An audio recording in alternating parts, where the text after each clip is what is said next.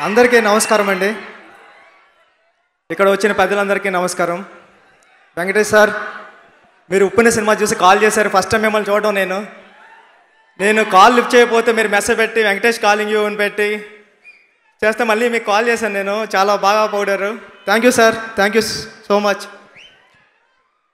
Lokesh brother, ఒక నలుగురు ఫ్రెండ్స్ని వేసుకుని సినిమాకి తీసుకెళ్ళాలంటేనే ఒకడు ఒక టైమింగ్లో వస్తానంటాడు, నేను రానంటాడు, ఒకడు నేను వస్తానంటాడు, నెక్స్ట్ షోకి తీ అంటాడు.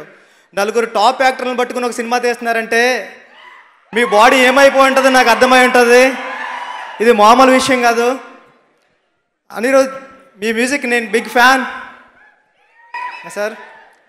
కమల్ సార్, అంటే మీ సినిమాల కోసం ఎదురు చూడడమే ఒక గొప్ప అనుభూతి అండి. అలాంటి మీ ఎదురుగా నిలబడి మాట్లాడుతుంటే నాకు ఎలా ఫీల్ అర్థం కావట్లేదు. ఒక భారతీయుడు, క్షత్రియ పుత్రుడు, ఒక దశావతారం అంటే ఎన్ని క్యారెక్టర్స్, ఒక నటుడు ఇన్ని క్యారెక్టర్స్ చేయగలడా అన్నది మామూలు విషయం కాదండి. అంటే ప్రయోగశాలలో కూడా ఇన్ని ప్రయోగాలు జరగండవు. మీ నటనలో జరిగిన అన్ని ప్రయోగాలు ప్రయోగశాలలో కూడా జరగండవు సార్. అంటే మీరు సాగర సంగమం చేస్తుంటే మా కాళ్ళు అదిని కదిలాయి, మీరు మహానది చేస్తుంటే మా కళ్ళన్నీ తడిచాయి. అంటే మీరు నటనకే నాయకుడు కమల్ సార్.